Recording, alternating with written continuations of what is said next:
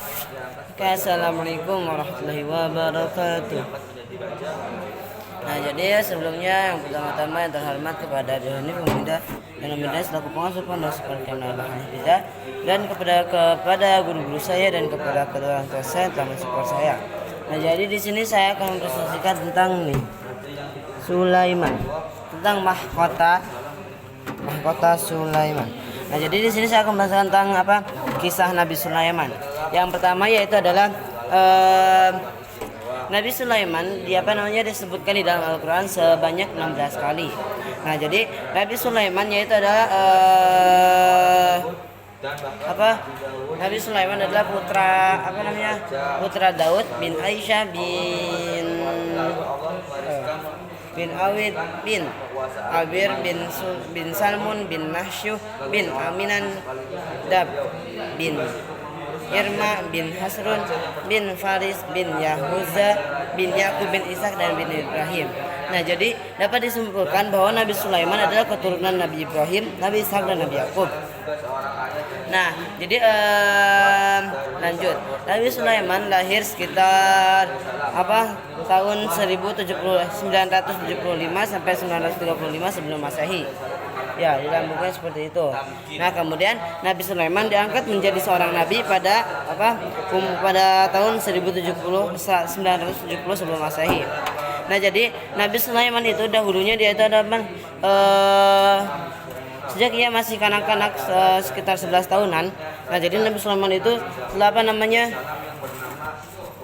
telah menampakkan tanda-tanda kecerdasan, ketajaman otak. Nah, jadi kepandaian berpikir secara kritis dan di dalam mempertimbangkan dan mengambil keputusan. Nah, kemudian lanjut seputar Nabi Daud alaihissalam. Nah, jadi Nabi Daud alaihissalam seorang nabi yang berasal dari Bani Israel. Nah, jadi dia itu adalah seorang rasul yang pertama kali diangkat menjadi raja. Nah, jadi Nabi Daud alaihissalam dia itu mengikuti perang jihad fisabilillah, berjihad di jalan Allah bersama Raja Tolut ya. Raja Tolut yang diutus oleh Nabi Syamil pada masanya. Nah, jadi pada saat itu Nabi Syamil itu mengutus Raja Tolut untuk berperang dengan Jalut. Nah, kemudian Nabi Daud alaihissalam itu mengikuti peperangannya, dan ketika di tengah perjalanan, nah di situ ada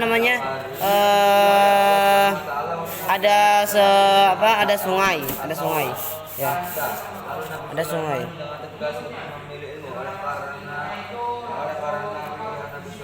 sungai. Nah, jadi kemudian Talut itu berkata kepada pasukannya, barang siapa yang meminum air sungai itu, maka dia bukan pasukanku. Maka setengah dari pasukannya itu adalah meminum air sungai. Oleh karena itu dia ditinggallah setengah dari pasukan itu, sehingga dia berperang melawan Jalut. Dan akhirnya Nabi Sulaiman lah yang membunuh Jalut, dan Nabi Sulaiman mendapatkan Nabi Daud yang membunuh Jalut, dan kemudian Nabi Daud mendapatkan tahta kerajaan. Nah, jadi Nabi Daud itu rasul pertama yang menjadi seorang raja. Kemudian seorang ibu dari Nabi Sulaiman, yaitu bernama Bathsyaibah. Ya, pokoknya dia itu seorang janda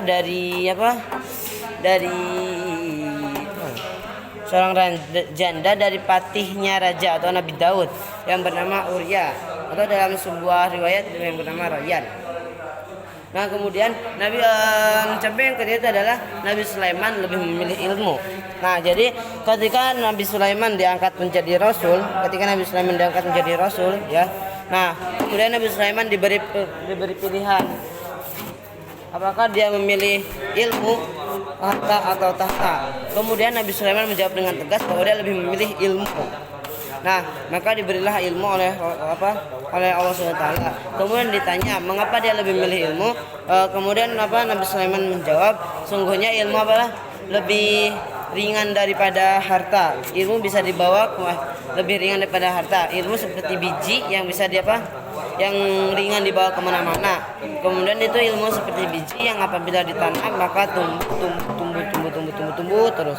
Sedangkan harta yang apabila kita punya banyak harta dan ingin kemana-mana, nah harus bawa banyak berat.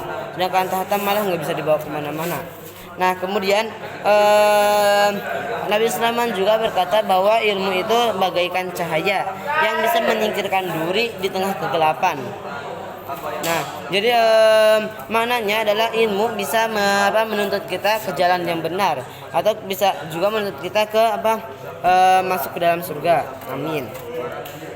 Nah, kemudian Nabi Sulaiman juga dikarenakan dia memilih ilmu, maka diberilah harta dan tahta oleh Allah Subhanahu wa taala.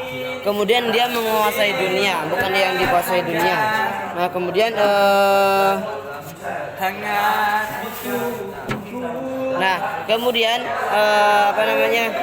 ada sebuah kisah yaitu kisah Sayyidina Ali bin Abi Thalib yang diberi satu pertanyaan yang sama dari 10 tokoh yang berbeda, dan pertanyaan itu 10 jawabannya itu berbeda-beda.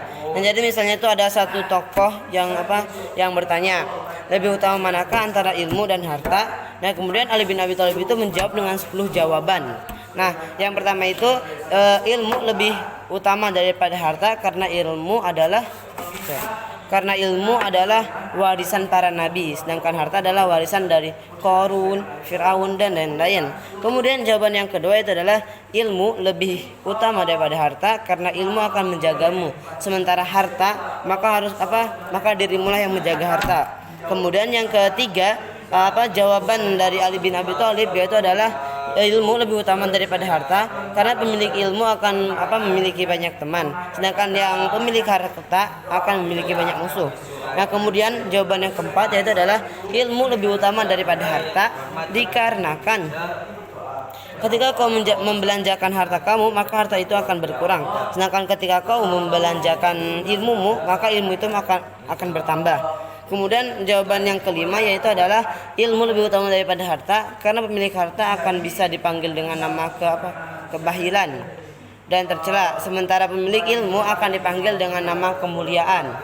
Kemudian ilmu lebih utama daripada harta dikarenakan harta harus dijaga dari pencuri, sementara ilmu tidak perlu dijaga. Nah kemudian yang ketujuh, ilmu lebih utama daripada harta dikarenakan pemilik harta akan dihisab di hari kiamat, sedangkan pemilik ilmu justru akan mampu memberikan syafaat di hari kiamat.